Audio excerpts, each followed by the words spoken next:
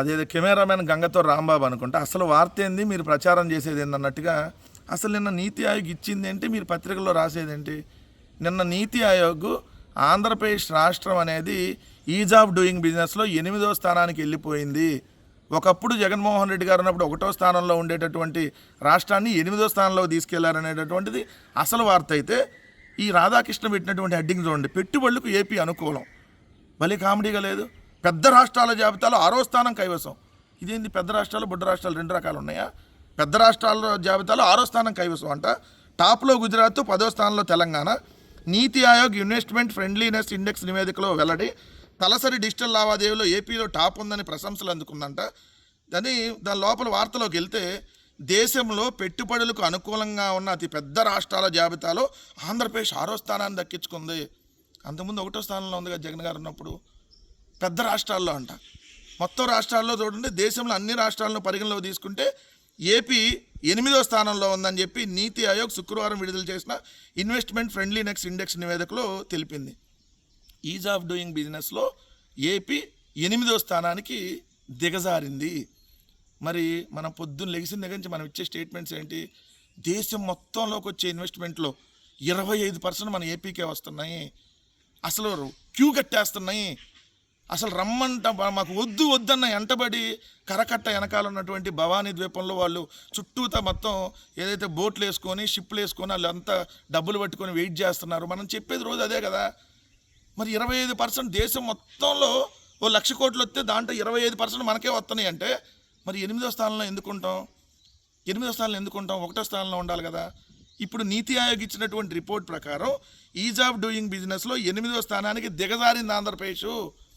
అదే జగన్మోహన్ రెడ్డి గారు ముఖ్యమంత్రిగా ఉండగా కోవిడ్ ఉన్నా కూడా, 2 ఏళ్ళు కోవిడ్ ఉన్నా, ప్రతి సంవత్సరం ఈజ్ ఆఫ్ డూయింగ్ బిజినెస్లో నెంబర్ 1 స్థానాన్ని ఆంధ్రప్రదేశ్ని నిలబెట్టారు జగన్మోహన్ రెడ్డి గారు. కానీ మీరు వచ్చిన తర్వాత 8వ స్థానానికి వెళ్ళిందంటే కారణం రెడ్ బుక్ అనేటటువంటి బ్లడ్ బుక్ రాజ్యం. ఇక్కడ మీకు వాటాలు ఇవ్వకపోతే వాళ్ళని లేపేస్తారు, కంపెనీని లేపేస్తారు, కంపెనీని బూడిద చేసి పడేస్తారు, లేదంటే మనుషులను కూడా లేపేస్తారు. ఎవడొస్తాడు పెట్టుబడి పెట్టడానికి? 2 నెలల్లో 7 ప్రభుత్వ పోలీసు హత్యలు జరిగినాయి. ఎవడొస్తాడు ఈ రాష్ట్రానికి? ముఖ్యమంత్రి ఇంటికి 7 కిలోమీటర్ల దూరంలో కృష్ణలంక పోలీస్ స్టేషన్లో లాకప్ డెత్ జరిగి ఇప్పటికీ శవం దొరకలా, బూడిద దొరకలా. ఎవడొస్తాడు ఈ రాష్ట్రానికి పెట్టుబడి పెట్టడానికి? ఆంధ్రప్రదేశ్ నడిబొడ్లో లాకప్ డెత్లు జరుగుతుంటే, క్రాంతి కుమార్ విజయవాడలో సాయికృష్ణ, ఏదైతే కర్నూలులో మాలగంగమ్మ, తెనాలిలో తిరుపతమ్మ, విజయనగరంలో కళావతి, అదేవిధంగా నెల్లూరులో ఏడుకొండలు, ఇక్కడ చూస్తేనేమో పిడుగురాల్లో సాహిద్ హుస్సేన్. 7 ప్రభుత్వ పోలీస్ హత్యలు చేసి ఈ చేస్తా ఉంటే ఎవడు పెట్టుబడులు పెట్టడానికి వస్తాడు? 99 పైసలకి ఉల్సాగాళ్ళకి తెలుగుదేశం పార్టీ బినామీలకి మేము భూములు ఇచ్చేస్తాం రెండు అని చెప్పి అంటే ఎవడన్నా పెట్టుబడి పెట్టడానికి వస్తాడు ఈ రాష్ట్రంలో? రెండో అంశం వచ్చేటప్పటికి మనం ఇస్తున్న స్టేట్మెంట్లు ఏంటి? ఒక పక్క 20 నెలల్లో 20 లక్షల కోట్ల పెట్టుబడులు, 20 లక్షల ఉద్యోగాలు. 21 నెలల్లో 20 లక్షల కోట్ల పెట్టుబడులు, 21 లక్షల ఉద్యోగాలు. 23 నెలలు వస్తే 23 లక్షల కోట్ల పెట్టుబడులు, 23 లక్షల ఉద్యోగాలు. 25 నెలలు వస్తే 20 లక్షల కోట్ల పెట్టుబడులు, 25 లక్షల ఉద్యోగాలు. మరి ఈజ్ ఆఫ్ డూయింగ్ బిజినెస్ 8వ ప్లేస్కి ఎందుకు వెళ్ళాం? ఏదైతే 1వ స్థానం నుంచి 8వ స్థానానికి ఎందుకు వెళ్ళాం అంటే మీరు అన్ని రోజు చెప్తున్న అన్ని పచ్చి అబద్ధాలు, బూతులు అనేది క్లియర్గా ఇక్కడ అర్థం కావట్లేదా? రెండోది వచ్చేటప్పటికి, మాకొద్దయ్యా బాబు మీ ఆంధ్రప్రదేశ్ రాష్ట్రానికి ఓ దండం, మీరు ఇచ్చిన భూములకి 2 చేతులు ఎత్తి దండం, మమ్మల్ని వదిలేయండి అని చెప్పి మొన్న అనకాపల్లిలో 1200 కోట్లతో పెట్టుబడులు పెడతాం అన్నటువంటి హిందుస్థాన్ కోకోకోలా దండం పెట్టి వెనక్కి వెళ్ళిపోయిన పరిస్థితి.